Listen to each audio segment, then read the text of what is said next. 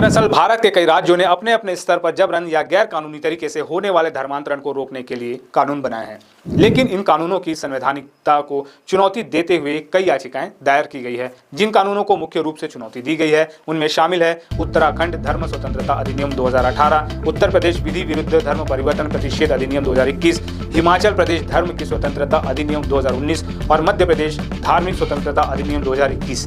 पिछले सितंबर महीने में सुप्रीम कोर्ट ने एक महत्वपूर्ण कदम उठाते हुए इन सभी कानूनों को चुनौती देने वाली अलग अलग याचिकाओं को, जो विभिन्न हाई कोर्ट में लंबित थी, अपने पास स्थानांतरित यानी ट्रांसफर करा लिया था। यानी अब सुप्रीम कोर्ट ही इन सभी मामलों की एक साथ सुनवाई कर रहा है।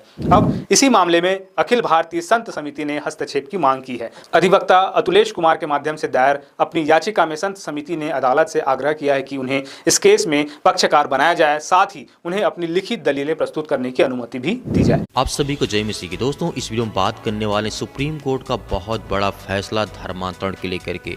पिछले कई दिनों से सुप्रीम कोर्ट इस पर लगातार कह रहा है। दरअसल कई राज्यों में जो धर्मांतरण कानून अधिनियम लाया, एंटी कन्वर्जन बिल लाया गया था, जैसे उत्तर प्रदेश, उत्तराखंड, मध्य प्रदेश, तरह के इतने भी राज्य हैं, उनको लेकर के सुप्रीम कोर्ट ने एक ही बात कही थी कि केंद्र सरकार से मांगा था कि यदि आप हमें जवाब दे रहे हैं, यदि ये कानून के तहत चलेगा या धर्मांतरण विधेयक कानून के तहत चलेगा, इसमें कौन कैसी सफाई देगा, उसको लेकर के अखिल महाभारती समिति के जितने भी लोग होते हैं, मतलब हिंदू संगठन के लोग होते हैं, सुप्रीम कोर्ट में एक याचिका दायर करते हैं। कहते हैं कि हमारा भी पक्ष रखने का अधिकार हमें दिया जाए। लेकिन सुप्रीम कोर्ट यहाँ पे हिंदुओं से नहीं कहता कि केंद्र सरकार से जवाब मांग रहा है, तो उनकी याचिका क्या कर सुप्रीम कोर्ट खारिज कर देता है।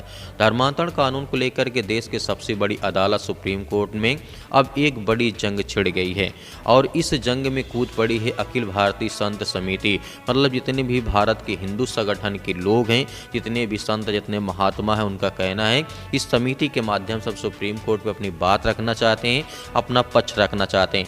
लेकिन सुप्रीम कोर्ट ने साफ साफ कहा है कि हम केंद्र सरकार और राज्य सरकारों से इसके विषय में चर्चा करेंगे और किसी संगठन की बात को हम नहीं मानेंगे। दरअसल कई राज्यों में आप जैसे जानते हैं, उत्तर प्रदेश, उत्तराखंड, मध्य प्रदेश और इस तरीके से आप बहुत सारे ऐसे राज्य हैं जहां पर इस तरीके के कानून लाए गए थे। जबरन या धोखे से धर्म परिवर्तन को रोकने के लिए धर्मांतरण विरोधी कानून बनाए गए थे। लेकिन कुछ संगठनों ने इस कानून को संविधान के खिलाफ बताते हुए सुप्रीम कोर्ट में चुनौती दी थी, जैसे आप पिछले समय में आपने देखा होगा। अब संत समिति ने खुद कोर्ट में याचिका दाखिल की और कहा है कि हमें भी सुना जाए, हमारी बातों को, हमारा भी पक्ष रखा जाए, क्योंकि ये कानून जरूरी है समाज को बचाने के लिए। समिति का कहना है कि धर्म बदलना किसी का व्यक्तिगत अधिकार है, लेकिन यहाँ पर और क्या कहा गया है जिस तरीके से, लेकिन अगर कोई जबरदस्ती या लालच देकर के धर्म परिवर्तन कराता है या फिर शादी के बहाने या फिर धर्म बदलवाता है, तो कहीं न कहीं यहाँ पर अपराध होता है और इस कानून को जरूरी है। लेकिन सुप्रीम कोर्ट ने पहले इस पर रोक लगा दी कि अब किसी प्रकार की कोई एफआईआर इस कानून के तहत नहीं होगी। तो यहीं पर बड़ी याचिका सुप्रीम कोर्ट में दायर की जाती है।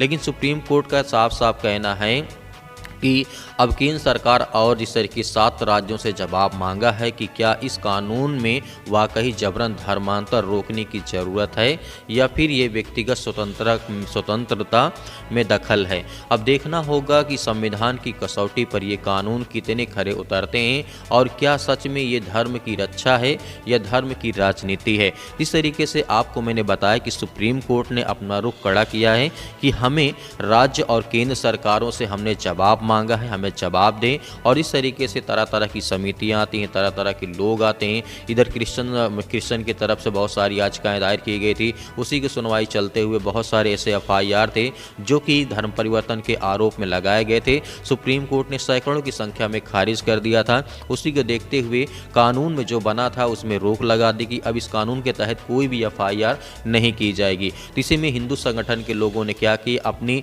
भारतीय अखिल समिति के, मतलब जितने भी लोग हैं, जितने भी उसमें समिति के अध्यक्ष थे, सभी लोग ने मिलकर के एक याचिका दायर की थी। लेकिन सुप्रीम कोर्ट ने यहाँ पे सीधा केंद्र और राज्य सरकारों से जवाब मांगा है। तो आने वाले समय में क्या होता है देखने को जरूर मिलेगा। अगर ये वीडियो पसंद आई है तो चैनल को सब्सक्राइब करें और ज़्यादा से ज़्यादा आप इस वीडियो को शेयर करें ताकि और लोग जुड़ सकें। मिलते हैं नेक्स्ट वीडियो में।